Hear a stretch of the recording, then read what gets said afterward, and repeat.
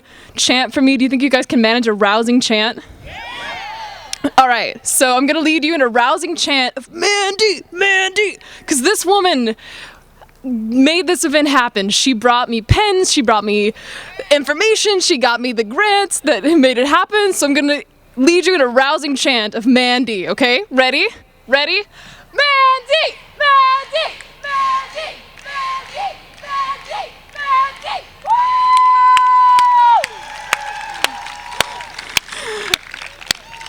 I hope she was around. Other people who helped make this happen, ASMC, Associated... yeah, that. Other people who helped make it happen, Bree, can you stand up for a second?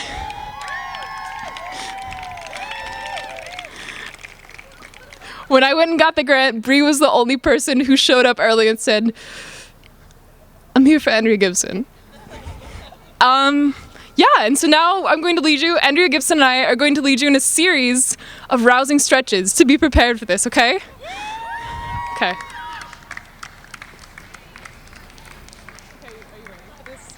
FYI, I did not say, oh, sweet little fishy. Ready? Okay, you guys need to do this too, okay?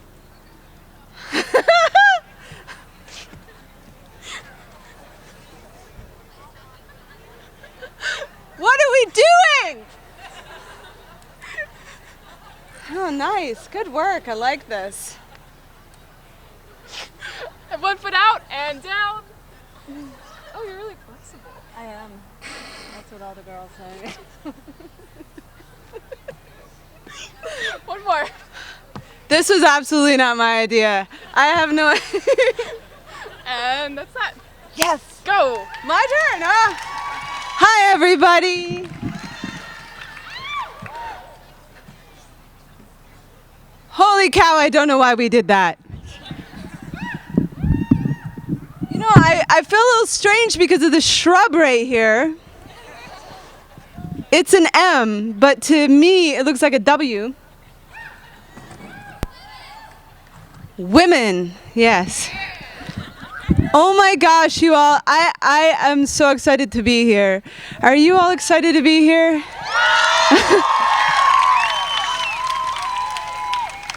So if I don't read a poem that you listed, it's because I do not know the words to it. And if I know the words to a poem you listed, then it's on here.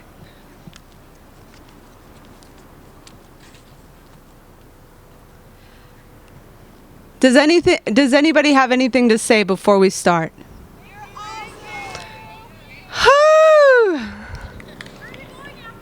Well, I don't know yet. I might go do some hula hooping in the back. I never know how to start. I feel like I should wait till the plane passes. Let's see. Denise, I'm changing my mind about my first poem. I'm going to keep doing the one that I said, but as I'm thinking about it, I'm changing my mind. Did you all hear that somebody is here from New Zealand? That's awesome. I just saw the child coming down the way as I was about to say that word. How am I going to stop it in the rest, where it's written into the poems? Okay. Who here knows who Chris Perica is? She did the music for this song. This year has been a freaking hell of a year, and I had a long period of time where I felt like shit the whole year. I just did not feel good in my body, and I realized that if I kept having a relationship with my body like my body was my enemy, then I was going to feel terrible, probably for the rest of my life. And so I decided to make friends with my body, and this poem is sort of a love poem to my body, and it's called I Sing the Body Electric, Especially When My Power's Out. This is my body. I have weather vanes. They are especially sensitive to dust storms and hurricanes. When I am nervous, my teeth chatter like a wheelbarrow collecting rain. I am rusty when I talk. It's the storm in me. The doctor said someday I might not be able to walk. It is in my blood like the iron. My mother is tough as nails. She held herself together the day she could no longer hold my niece. We said our kneecaps are our prayer beds. Everyone can walk further on their kneecaps than they can on their feet. This is my heartbeat. Like yours, it is a hatchet. It can build a house or tear one down. My mouth is a fire escape. The words coming out cannot care that they are naked. There is something burning in here. When it burns, I hold my own shell to my ear. Listen for the parade when I was 7. The man who played the bagpipes wore a skirt. He was from Scotland, so I wanted to move there. Wanted my spine to be the spine of an unpublished book. My faith, the first and last page. The day my ribcage became monkey bars. For a girl, hanging on my every word, they said, you are not allowed to love her. Tried to take me by the throat to teach me I was not a boy. I had to unlearn their prison speak. Refused to make wishes on the star on the sheriff's chest. I started wishing on the stars in the sky instead. I said to the sun, tell me about the Big Bang. The sun said, it hurts to become. I carry that hurt on the tip of my tongue and whisper, bless your heart, every chance I get, so my family tree can be sure I have not left. You do not have to leave to arrive. I am learning this slowly. So sometimes I look in the mirror and my eyes look like the holes in the shoes of the shoe shine man. Some days my hands are busy on the wrong thing. Some days I call my arms wings while my head is in the clouds. It will take me a few more years to learn flying. It's not pushing away the ground, but safety isn't always safe. You can find one in every gun. I am aiming to do better. This is my body. My exhaustion pipe will never pass inspection, and still my lungs know how to breathe like a burning map. Every time I get lost behind the curtain of her hair, find me by the window, following my past to that trail of blood in the snow. The day I opened my veins, the doctor who stitched me up asked me if I did it for attention. For the record, if you have ever done anything for attention, this poem is attention. Title it with your name. It will scour the city bridge every time you stand staring at the river. It never wants to find your body doing anything but loving what it loves. Love what you love. Say, this is my body. It is no one's but mine. This is my nervous system, my wanting blood, my half-tamed addictions, my tongue tied up like a ball of Christmas lights. If you put a star on the top of my tree, make sure it's a star that fell. Make sure it hit bottom like a tambourine. Cause all these words are stories for the staircase to the top of my lungs, where I sing what hurts and the echo comes back. Bless your heart, bless your holy kneecaps. They are so smart. You are so full of rain. There is so much that is growing. Hallelujah to your weather vanes. Hallelujah to the ache, to the pull, to the fall. Hallelujah to the grace in the body and every cell of us all. Thank you.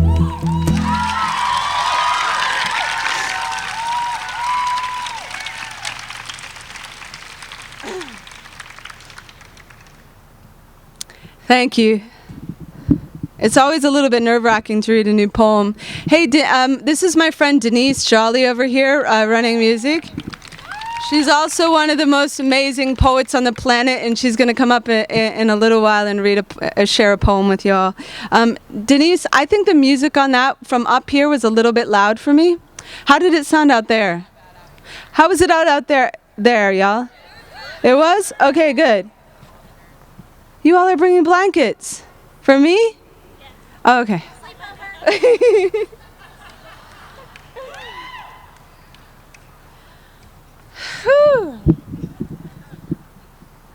So I keep writing poems about gender, and it's an interesting thing to write on because it every day it changes for me, and so this is how I was feeling one day.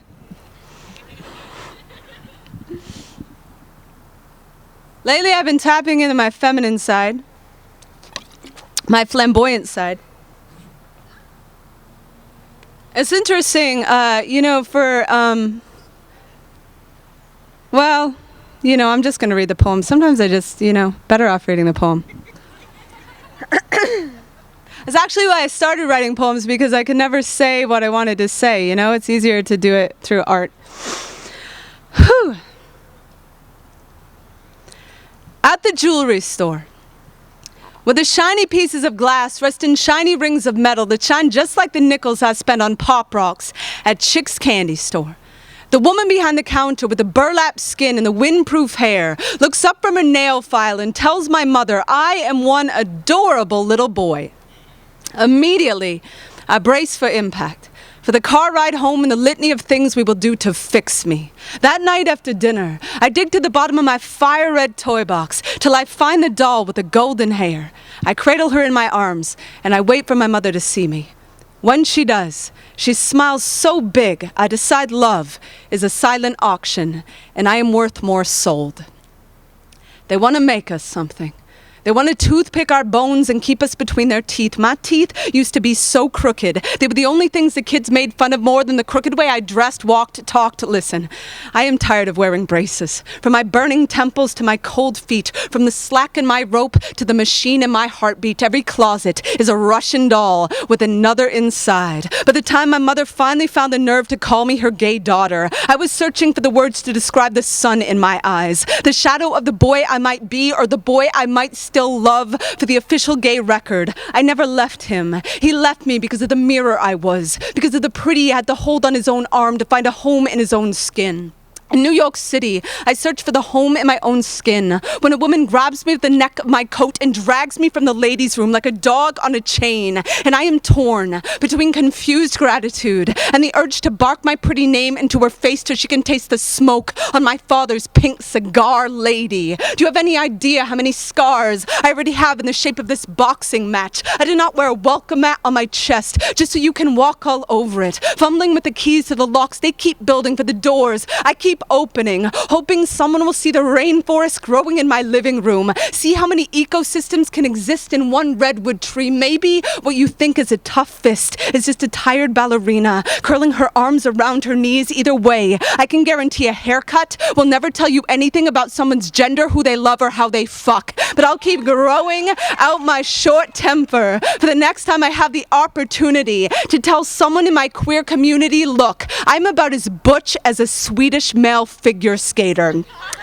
As for Dyke, I will happily dance in that music box for tonight. But tomorrow, when I pull the word faggot from the shotgun of a frat boy's throat, then send it in a love letter to my love so she can scratch it down my back, please believe I am taking back every Bible belt that is ever cracked against my spine. Every night I drove through Kansas with, I swear to God, a pink beret in my fucking pocket in case I had to split second decide if woman would be safer armor than this. When his flashing blue lights give me 10 seconds to pick what target he'll be less likely to miss, officer. I'd be willing to bet those arrows would look a whole lot sharper in my Cupid hands than in the dull hatchet of your hate, than the way you spit the word ma'am down my throat, like I might swallow it in the same gulp as my pride when you decide who I am. But remember, pride, that's my parade, built from the fairy wings of boys who bulldozed your barricades the day you claimed AIDS was a gift of God. Our wheels started spinning like Christ turning over in his grave for every holy-knuckled gender-bent trans kid who's taken a knife blade to the gut, every bloodhound that ever sucked on her pronoun like her self-given name is not a stained glass cathedral. Their tired boots could only pray to find soul enough to touch. Now ask me what I am. I'll tell you all of the above and none of what they've ever listed. I will say I have never cared to be nearly as much as I cared to become. We are all instruments pulling the bows.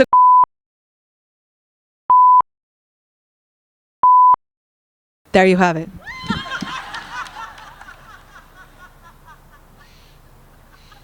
You know, that could get a little tricky. Did you just say I'm so deep? I'm gonna put that in my bio, Denise. I'm deep. I can't figure out what I'm in the mood for next. I am gonna stick with the list.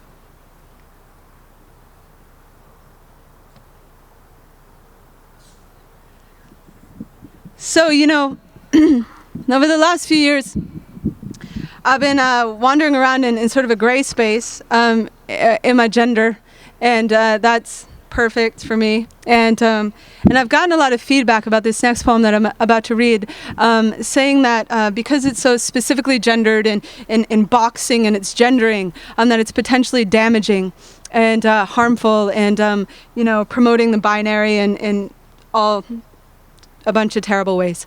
So I want you to know that I really considered changing this poem to make it not so. And then I rolled it around in my heart a little bit, and I figured out that it didn't feel good to me, the idea of changing it. And what feels most true to me is to keep the poem the way it is. And if you have, some feelings of uneasiness with the way the poem is, I'm always welcome to conversations about that.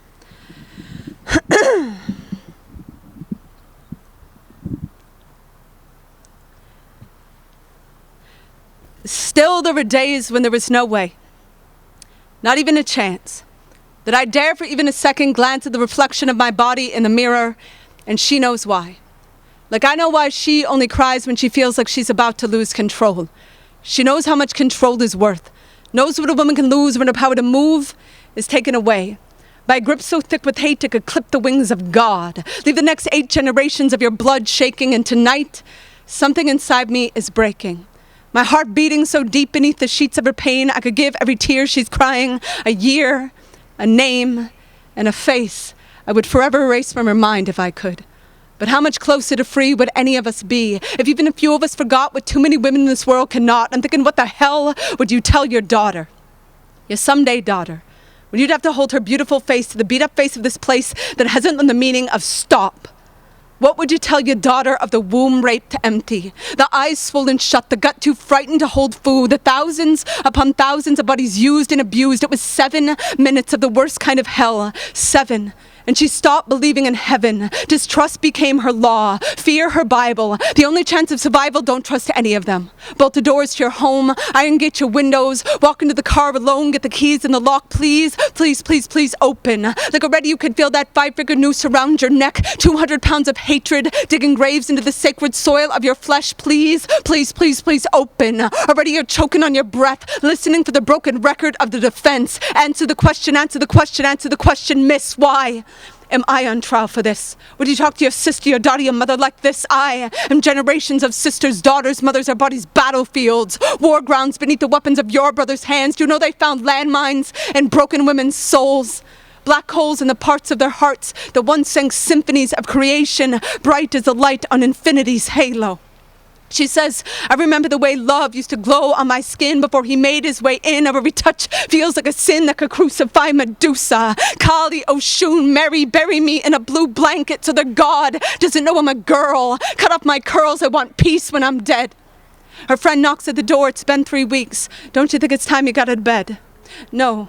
The ceiling fan still feels like his breath. I think I need just a couple more days of rest. Please. Bruises on her knees from praying to forget. She's heard stories of Vietnam vets who could still feel the tingling of their amputated limbs. She's wondering how many women are walking around this world feeling the tingling of their amputated wings, remembering what it was to fly, to sing tonight. She's not wondering what she would tell her daughter. She knows what she would tell her daughter. She'd ask her, what gods do you believe in? I will build you a temple of mirrors so you can see them. Pick the brightest star you've ever wished on. I will show you the light in you that made that wish come true. Tonight, she's not asking you what you would tell your daughter. She's life deep in the hell, the slaughter. Has already died 1,000 deaths with every unsteady breath, 1,000 graves in every pore of her flesh, and she knows this war's not over. Knows who's bleeding to come. Knows she's far from the only woman, a girl, trusting this world no more than the hands thrusted barbed wire. She was whole before that night. Believed in heaven before that night, and she's not the only one. She knows she won't be the only one. She's not asking what you're going to tell your daughter. She's asking what you're going to teach your son.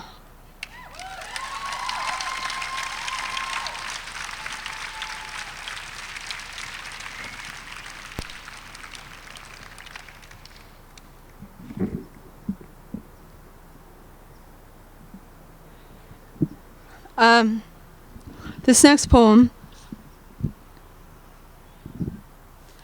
I heard a story years ago about a soldier who'd been set on fire and burned to death because he was gay. And it's one of those stories that you never stop carrying around. And I couldn't stop thinking about him and all the people who had died that way. And I kept thinking about what they might say from where they are now. And I wrote this piece.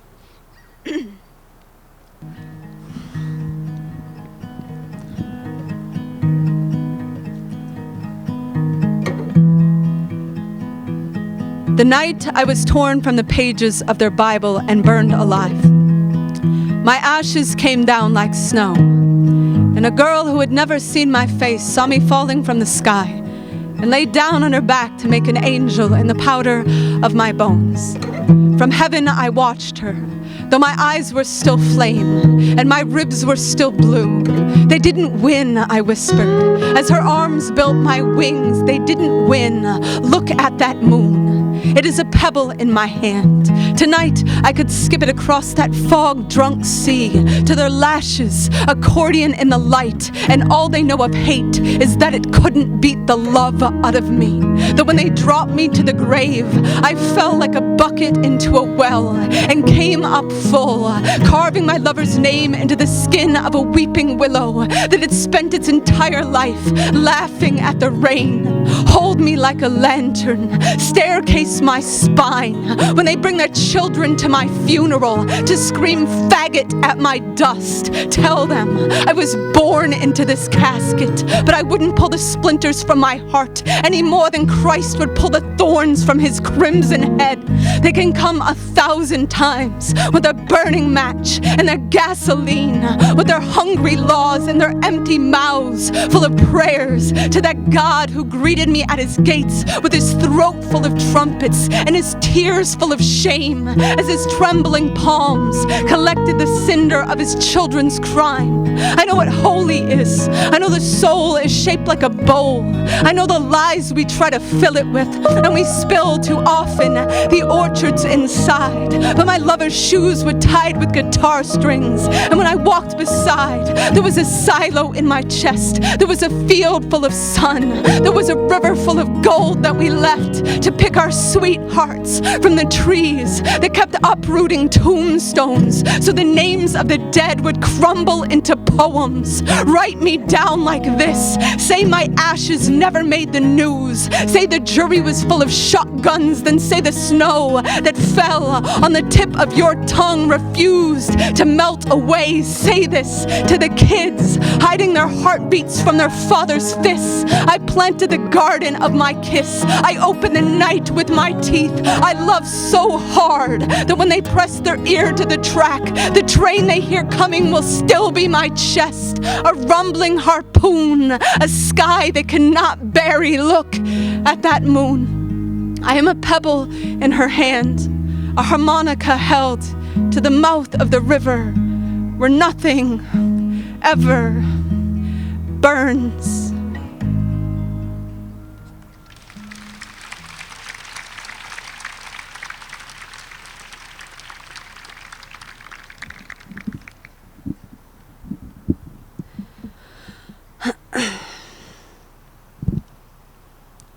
This next poem I stopped reading for a while because I read an article by Kate Bornstein that was talking about marriage equality and the amount of energy the queer community was putting into marriage equality when there were so many other things that desperately needed our attention. And I 100% agree. I keep saying I 100% agree, and still I continue to read this poem. And the reason is this, it is my thought, my thinking, that it is something at this point in the state that we're in to work towards one thing because of two stories. One, when I was teaching, I walked by two little girls at the art table, and one little girl said to the other little girl, "I'm going to marry you someday." And the other little girl said, "No, we can't get married because we're both girls and we'll go to jail." And what I realized was in the minds of little ones, Not legal means criminal. And in our culture, criminal breaks down to evil. And from evil spirals off, when we're thinking in those terms, the previous poem that I just read. I also continue to read this poem because I read it in Boulder, Colorado, where I live. And a woman came up to me after the show and said that several years prior, she was living in Kansas with her partner. And her partner got rushed to the emergency room because she wasn't family. She wasn't allowed to be in the room with her where she was being helped. And she was just going crazy in the waiting room trying to get in there to be with her. And they wouldn't let her in. And she told me that her partner ended up dying that night. And she said she wakes up every day of her life not knowing if her partner knew how hard she was trying to get into the room to be with her. And oh, California, how you're at the heart of all this, and your voters. And God, what... I don't know. I don't know many Mormons. Anyway, here's a poem.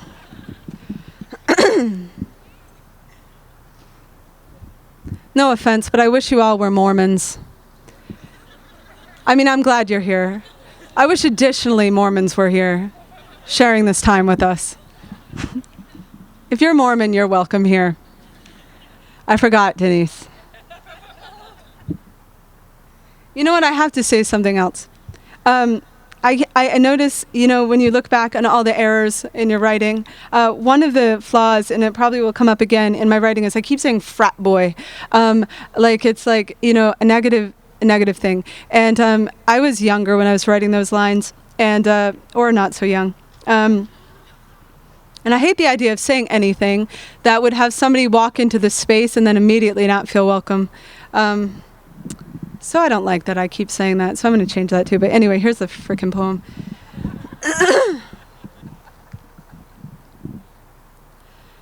Bob da bob bob da bob bob da bob da bob dang a dang dang ding a dong ding I do dip da dip da dip do dip da dip bob da bob bob da bob bob da bob da bob dang a dang ding a dong ding I do. But the fuckers say we can't. 'Cause you're a girl and I'm a girl, or at least something close to the most we can hope for is an uncivil union in Vermont. And I want church bells. I want rosary beads. I want Jesus on his knees. I want to walk down the aisle and then the patriarchy smile. That's not true. But I do want to spend my life with you.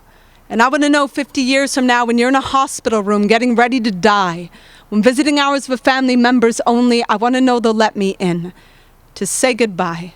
Because I've been 50 years memorizing the way the lines beneath your eyes form rivers when you cry, and I've held my hand like an ocean at your cheek saying, baby, flow to me. Because 50 years I've watched you grow with me.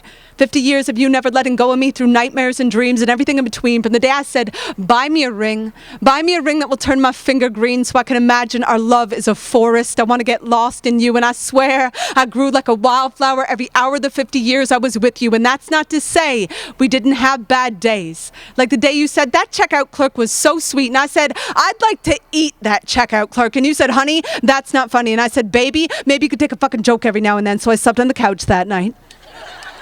But when morning came, you were laughing. Yeah, there were times we were both half in and half out the door, but I never needed more than the stars on your skin to lead me home for 50 years. You were my favorite poem.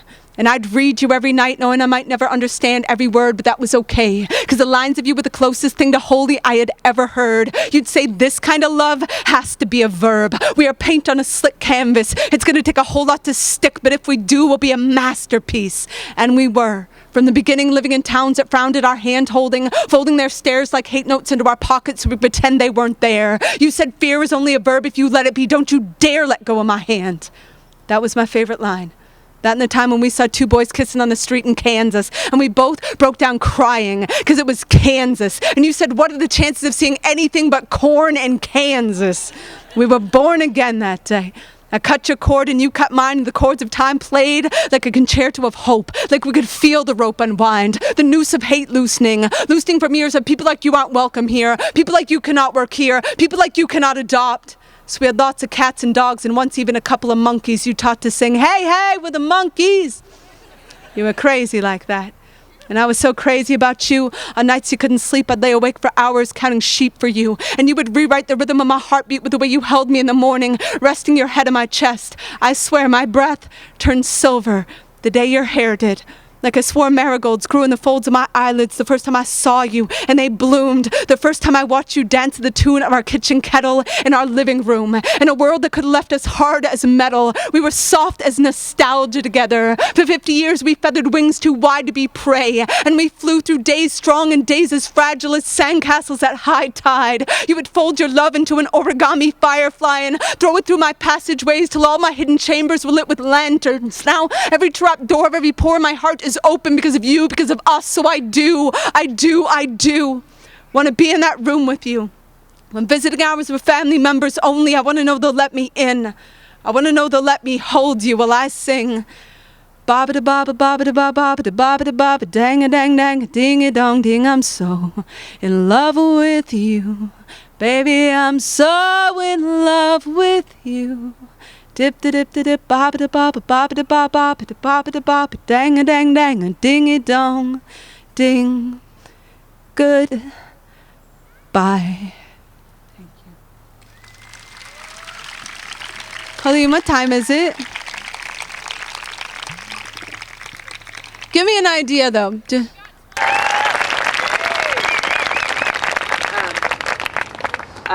I've been really, really fortunate to get to spend a lot of time with Andrea because we tour together, and seeing her when she drinks a lot of coffee in a car.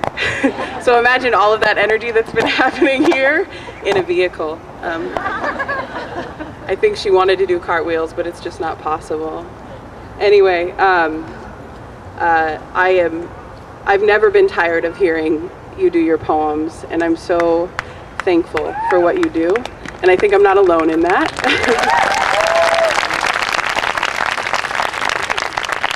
And you remind me to invite love into my life always, so thank you.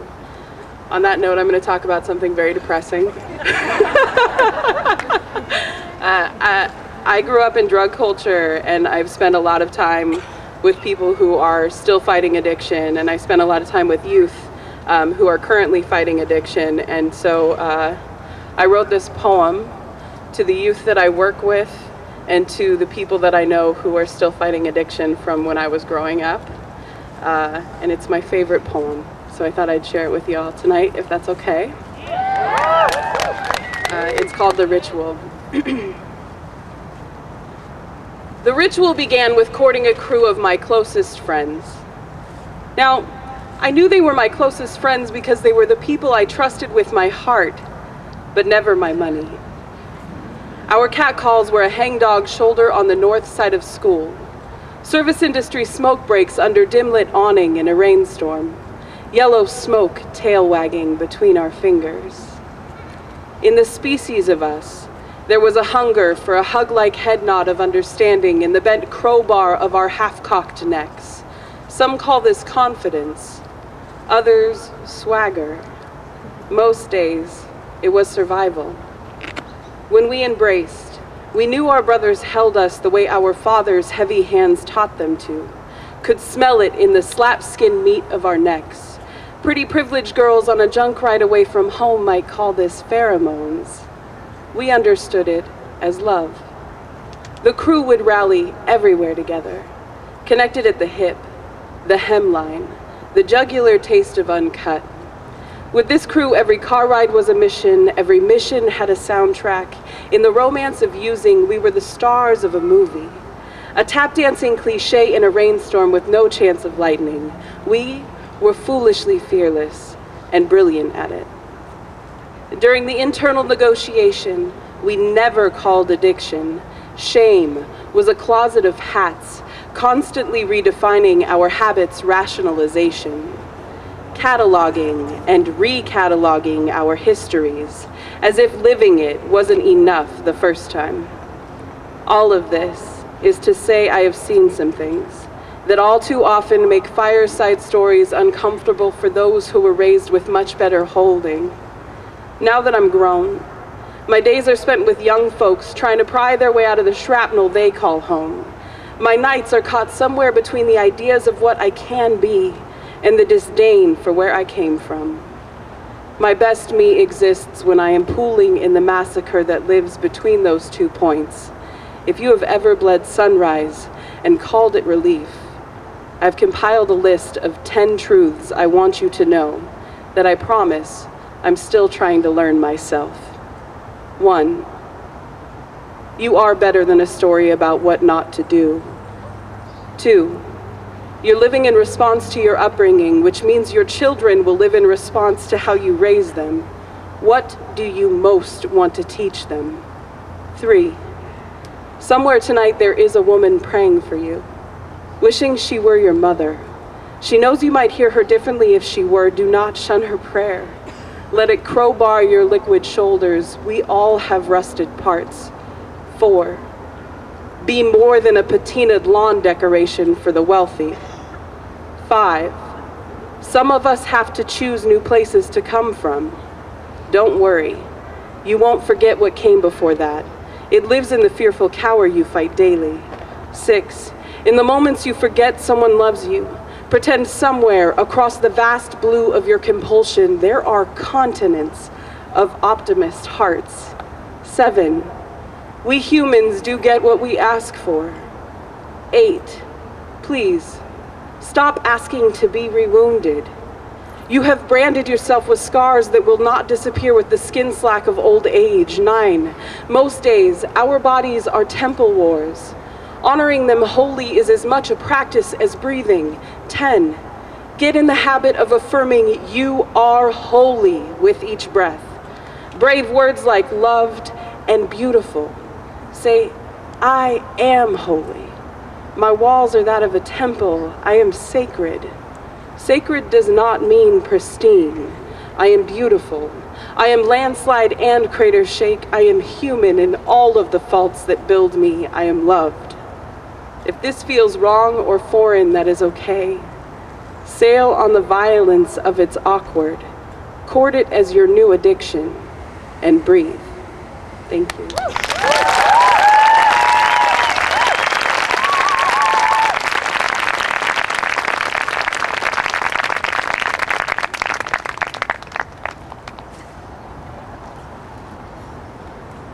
Denise is taller than me. Thank you, Denise. That was amazing. One of my favorite things I've ever heard in a line of poetry, in a poem, is some of us have to choose different places to come from, new places to come from.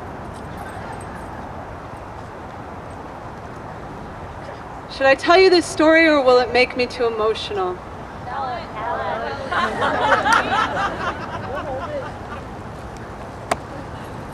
So about 4 months ago, I was just, wandering around my life. And I was feeling a little bit sorry for myself because of the things that were going on in my life. Wow, I'm getting a little emotional already, but, that's sort of how it goes. And I got an email from somebody named Kara.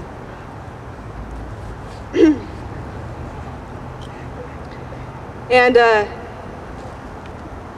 wow, this is going to be hard to say, but let's try it anyway. I got an email from her, and she led me to her blog, where essentially she is blogging the process of dying. And she's 18, just turned 19 actually. And when she was 13, she was raped. This is all in the blog, so I feel comfortable sharing it. She was raped. When she was 15, she found out that she was HIV positive, and at 18 had full-blown AIDS, and then found out she had an AIDS-related cancer, and has been given about 2 months to a year to live. And we emailed for a while, and then we started talking on the telephone. And during our first conversation, one of the first things that she said to me was, "Don't you think it's amazing how the word caretaker and caregiver mean the same thing?" I I think about that all the time. I don't know why. And then the next time we talked on the phone, she said, was telling me about a friend she had who had a son who lived only 25 days. And she said, 25 days. That is so little. I've been given 19 years. That is so much. And I don't think anything in my life has changed me more. I'm so grateful to know her, and it's amazing how, you know, little sparks or huge sparks of light are just like fucking everywhere. And I don't know why I just decided to tell you about it. Maybe the poem, but I think gratitude is so important, and light. And sometimes I write pieces that just feel really heartbreaking to me, and I wonder where the light comes in them. And I've just decided that the truth is light because of what maybe somebody hearing it might do with it. So I hope you find some light at the end of this poem. This poem is called Sleeping.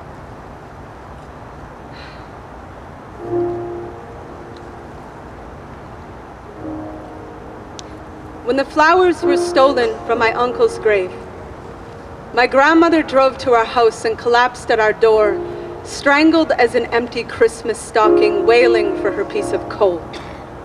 I had never seen a person so finished with God. Her face was a massacre of grief.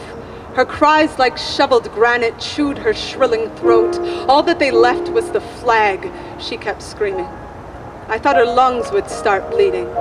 It scraped my chest clean, hollowed me for weeks. Our house was the echo of a mother clawing the floorboards for her dead son, a down forest in her nail beds. At night, I obsessed on how long flowers might survive in the hands of thieves. Spent a month in our basement, scouring for answers in the photographs of my father in Vietnam.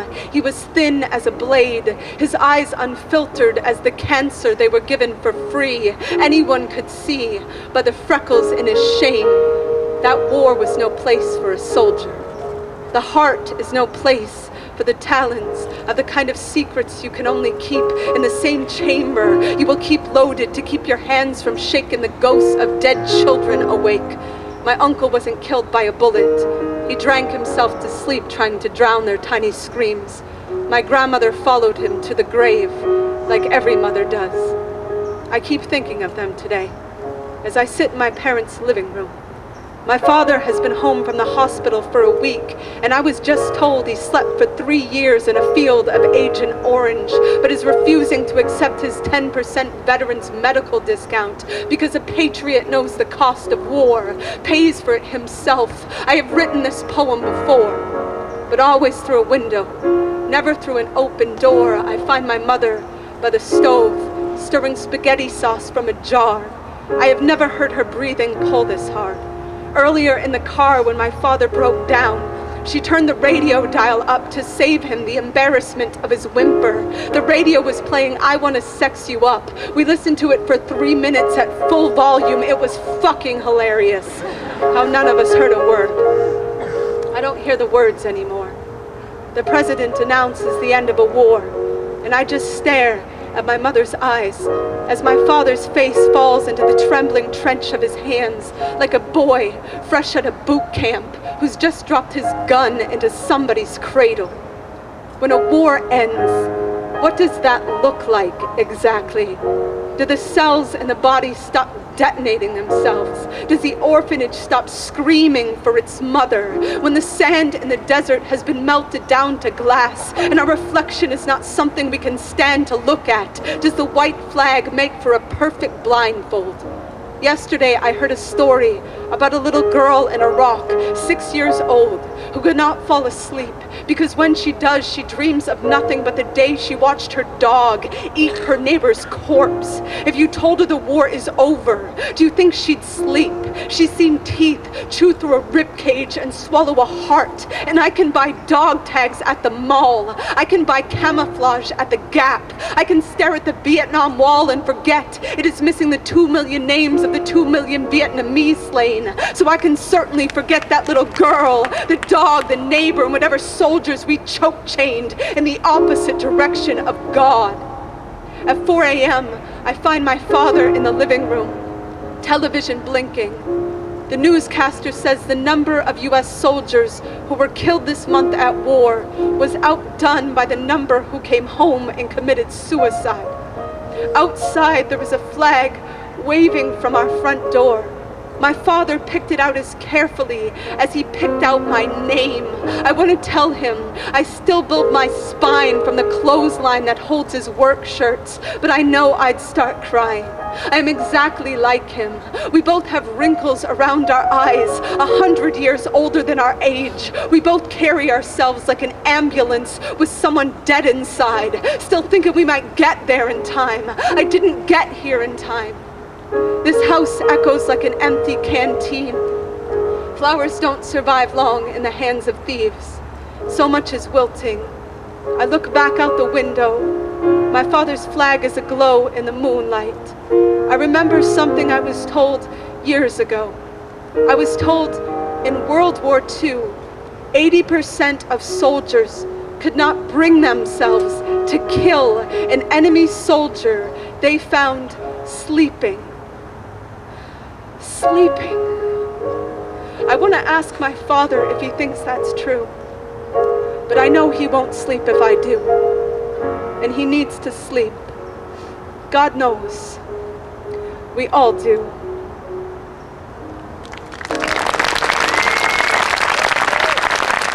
Okay, I have 2 poems left and they're both happy. As a transition, let's read a short poem by Shira Ehrlichman. Very short poem. Lesbians are like unicorns, only gayer. Short poem. Okay, this poem I wrote many, many years ago when George Bush was elected for a 2nd term and everyone I knew wanted to crawl into a cave in Canada and never ever come out. I was reading a book at the time and I read that it is a fact that if right now you were to press your chest, your heart close against mine, eventually our hearts would start beating at the exact same time. I love that. We have that much effect on each other. It's awesome knowing that. We could create so many rad things. Okay. I also learned that 2 little babies in incubators together, their hearts will beat at the same time. That I think is very sweet. Okay. Do I know the words to this? I don't know. But we'll see. When 2 violins are placed in a room, if a chord on one violin is struck, the other violin will sound that note. If this is your definition of hope, this is for you. For the ones who know how powerful we are, who know we can sound the music and the people around us simply by playing our own strings. For the ones who sing life into broken wings, open their chests and offer their breath as wind on a still day when nothing seems to be moving, spare those intent on proving God is dead. For you and your fingers are red from clutching your heart so it will beat faster. For the time you mastered the art of giving yourself for the sake of someone else. For the ones who have felt what it is to crush the lies and lift truth so high the steeples bow to the sky.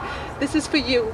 This is also for the people who wake early to watch flowers bloom, who notice the moon at noon on a day when the world has slapped them in the face with its lack of light, for the mothers who feed their children first and thirst for nothing when they're full. This is for women. And for the men who taught me only women bleed with the moon. But there are men who cry when women bleed, men who bleed from women's wounds, and this is for that moon.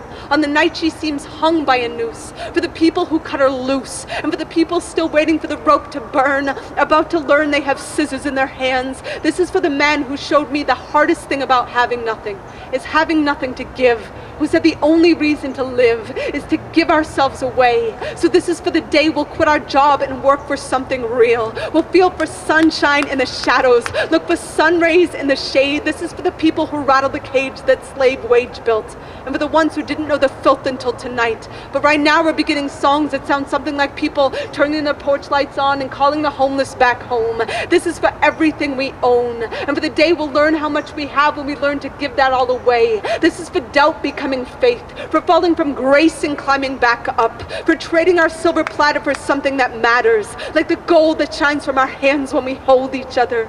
This is for your grandmother, who walked 1,000 miles on broken glass to find that single patch of grass, to plant a family tree where the fruit would grow to laugh. For the ones who know the math of war has always been subtraction, so they live like an action of addition. For you, when you give like every star is wishing on you, and for the people still wishing on stars, this is for you too.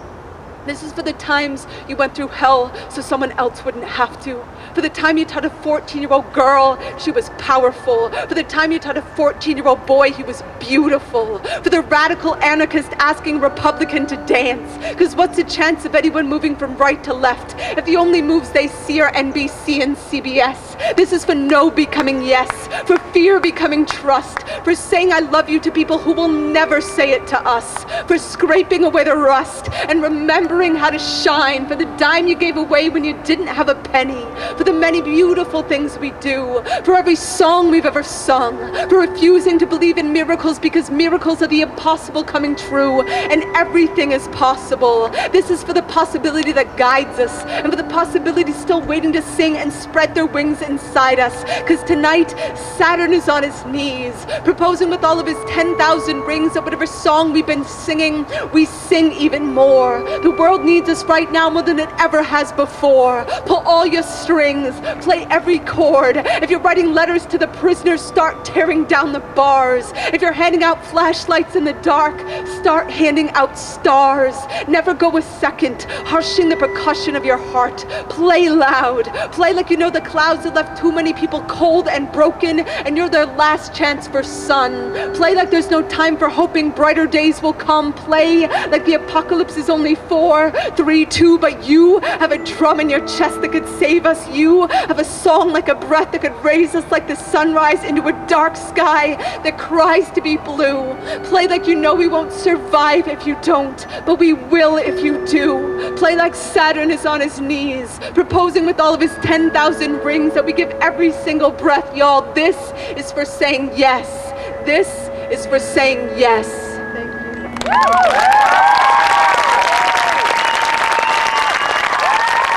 One more poem. You all have been so brave, braving the cold. It feels cold for California. You're supposed to be cold, you're warm. I have to tell you, in all my years of performing, I don't know why I'm so emotional tonight, but all my years of performing, I don't know if I have had a sweeter thing happen than like reading that poem and looking out into the audience and seeing this couple kissing, and it just warmed my heart. Thank you so much for kissing. Like, they were kissing for like 20 seconds, and I'm like, oh, I love this so much. I wanted to go over and squeeze them. Okay, listen. I am so thankful to everyone who put energies into bringing me here. Colleen, Bree, like everybody that helped me and picked me up from, the rental car place. And I have books and CDs and an email list and all that stuff back there. And thank you again, Denise, for your help tonight. And thank you so much. This really, really has been such a wonderful show, and I feel so blessed to be here. I'm going to end with a love poem, because you should always end with love poems. This poem is called How It Ends, and see if I know the math. But anyway, thank you all so much for coming out.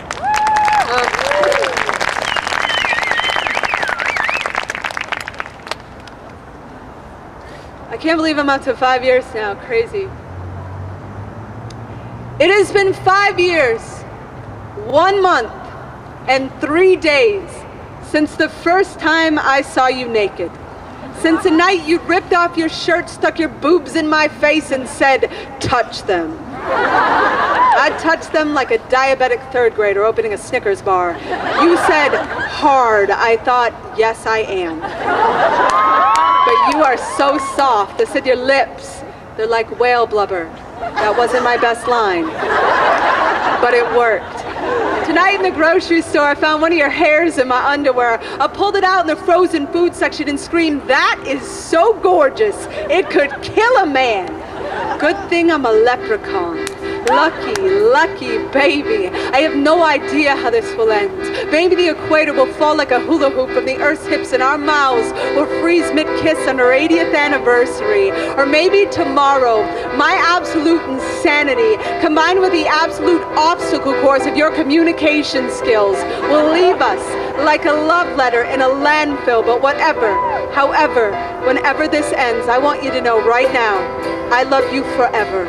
I love you for the hardest mile we walked together. For the day I collected every sharp knife in the house and threw them one by one on the roof, then told the sun, listen, show off.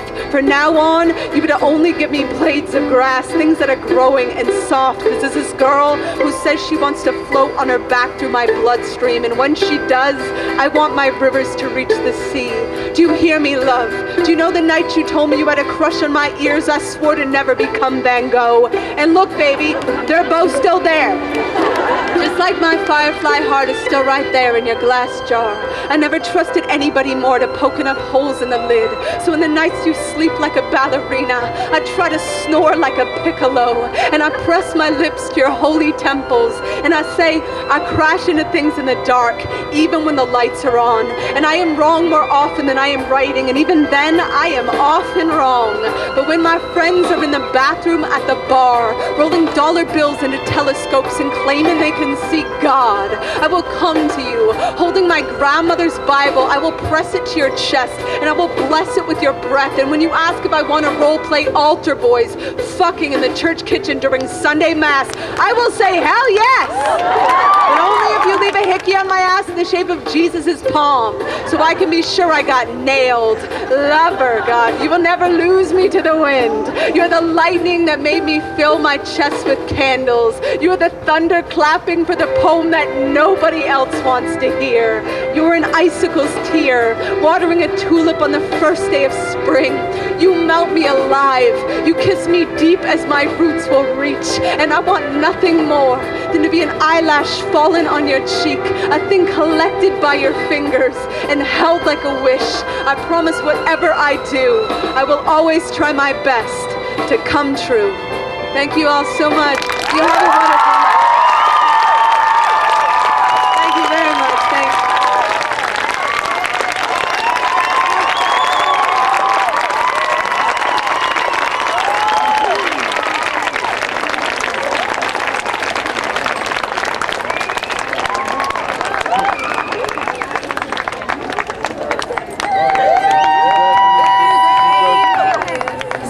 Go hit up the food trucks.